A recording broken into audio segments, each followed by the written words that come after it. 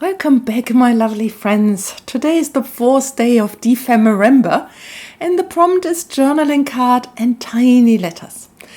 I find there's something incredibly soothing about both of those words. Like journaling cards always feel to me like small, safe places where thoughts can land, and tiny letters, well, those are these quiet things we may whisper to ourselves when the world feels too loud.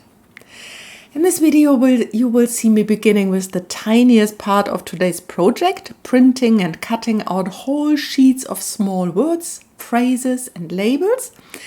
It's a little bit fiddly, repetitive, almost a meditative work. And in the months that can get busy very quickly, this kind of small making feels exactly right. So, as you watch me sort through scraps and build little layers on my journaling cards, I invite you to craft along or just rest your mind a bit. You do not need to achieve anything here. Just be present for the next few moments and allow yourself to soften into the rhythm of the making. I'm beginning today by inking up my tiny letter stems and pressing them onto coffee-dyed paper. Honestly, there's something almost ritualistic about it. The repetitive motion of inking, pressing it down, making sure that every little word, every little letter is caught by the ink.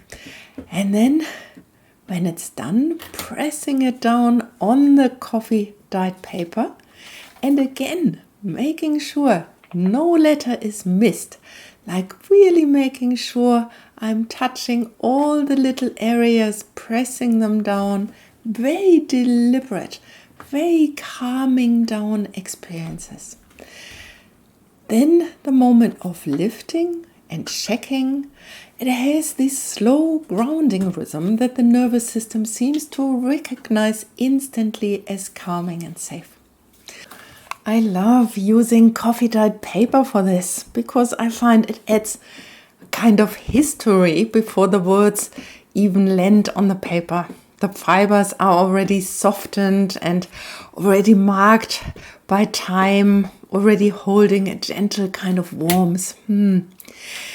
So when the tiny letters land on a surface like that, they feel less like decoration and more like they hold little truths finding a home.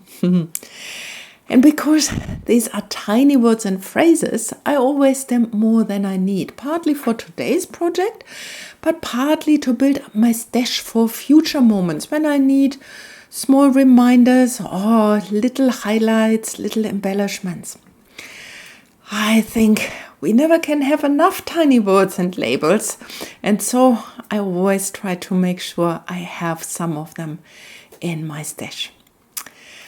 And as I'm doing this here, I cannot help thinking about how many tiny things in our emotional lives never get their moments. The things we only feel quietly, the things we do not say because they seem too small. The thoughts we hold but never put into words because we think they don't matter enough. Tiny letters remind me of all those small internal truths. The flutter of hope that lasts only 3 seconds. The little aches you ignore because it feels trivial compared to everything else. The soft little desire you tuck away thinking you will come back to it later. The instinct you dismiss before it even finishes forming. So when you cut out tiny labels one by one, it's almost like you are giving each little word permission to exist, permission to be visible, permission to take up tiny amount of space without needing to justify itself, permission to be enough just as it is. And I think we all deserve that same kind of gentle permission, to feel something small without apologizing for it, to hold a quiet truth without turning it into a big explanation, to give ourselves credit for the subtle shifts, the softening, the tiny steps that no one else might notice. Not everything in life needs to be a big statement. Not everything inside needs to announce itself. Some truths come as a whisper you almost miss because it arrives so gently. Some come as a single word that lands somewhere in your chest and stays there. Some are like these tiny labels, simple, unassuming, but surprisingly powerful when placed in just the right moment. So as you watch me cutting these out, maybe you can think about the small truths inside you that deserve the same kind of acknowledgement. Not everything needs a long explanation, not everything needs to be solved or shared. Small things hold meaning too. And sometimes the smallest things, the briefest thought, the faintest desire, the tiniest shift in direction end up guiding us the most. So, these tiny letters are not just embellishments for a journaling card today for me. They are small companions, little reminders, gentle markers of what matters. Quiet voices that help us tell our stories one small phrase at a time. So, I'm gathering some index cards, little scraps, leftover music sheets, book pages, jelly prints, and that beautiful printed piece here from the parcel Jem sent me for our Dephemerember swap. I love moments like this, when the table fills with little fragments that look unrelated at first, but you know somewhere inside they will come together. Like this one here is an old sheet from a previous project. I made a video out of it and I will link it below. I love crafting with scraps because I find they mirror something so deeply human. I think we are shaped by leftovers too. Leftover moments that stayed with us, leftover feelings we revisit from time to time, and leftover stories we don't even know that we have been carrying. And yet, scraps do not lose their value when they are torn from their original context. Sometimes they become even more interesting. They carry texture, history, and depth, and they blend with other scraps and find new meanings. When we layer scraps on a journaling card, we do not ask them to be perfect. We simply ask them to belong. And in that belonging, they transform. So maybe they are parts of yourself you have thought of as scraps. Old emotions, unfinished plans, pieces of earlier chapters. You do not need to discard them. You may have noticed I'm still using the color palettes from my earlier jelly printing session. The turquoise, pinks and greens and browns that have gently followed us through the first days of Dephemerember. Working with a familiar palette feels like coming home. There's comfort in the consistency and there's relief in not needing to make every decision from scratch. So I'm looking through my stash of printed sentiments. I start here, give yourself permission. Be you, the world will adjust. Collect beautiful moments. And what I really love, if not now, then when? I also really like the next one.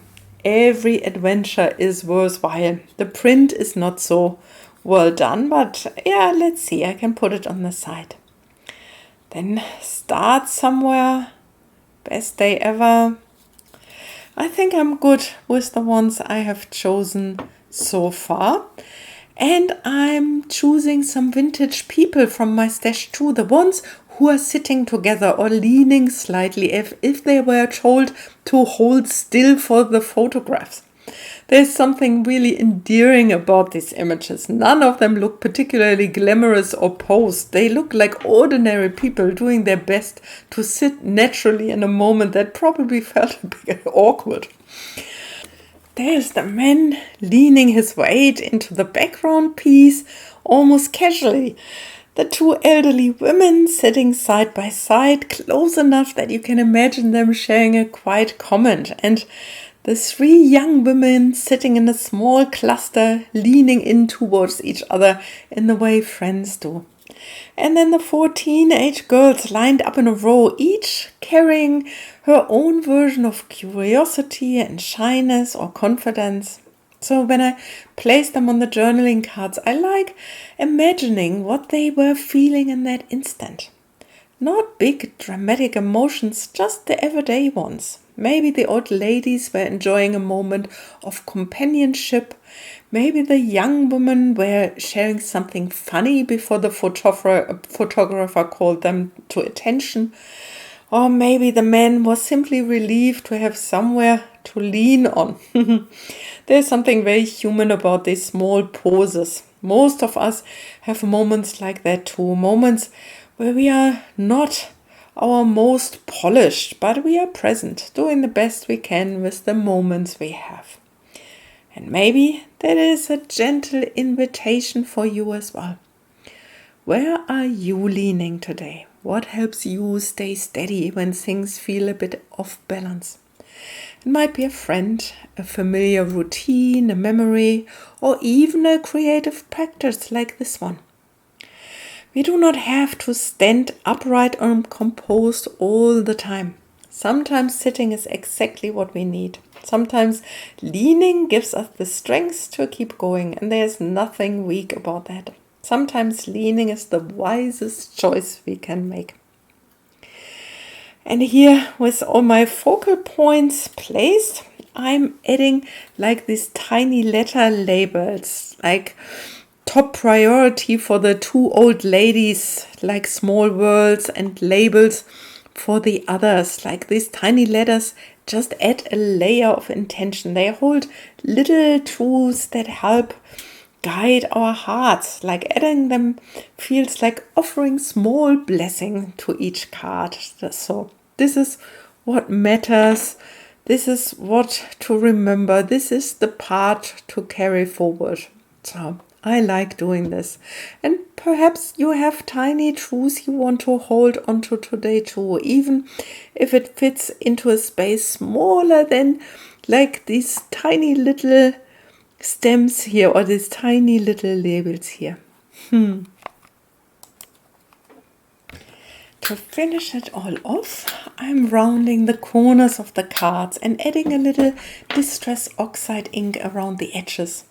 This is one of those small steps that always feels satisfying. The moment the corners soften and the edges warm up, the whole card seems to settle into itself. All the separate scraps suddenly look like they belong together.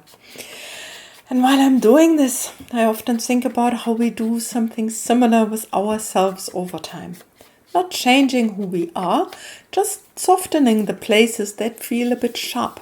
Maybe it is the way we speak to ourselves when we make a mistake. Or maybe it is the old story we still carry. The one we have replayed so many times that the edges feel worn but still a little pokey. Or maybe it is simply learning to meet our own reactions with curiosity instead of criticism. This little inking ritual is a reminder that you do not need to erase anything to make it gentler. You can keep the layers, the marks, the uneven bits. You just soften the transition between them a bit. Ink does not hide what is underneath, it lets everything show through, just with a bit of more warmth. And compassion works like that too. It does not erase our history or change our personality. It simply gives us kinder ways of holding it. Okay, and here we are, the final journaling cards with the tiny letters. Thank you for spending this time with me today.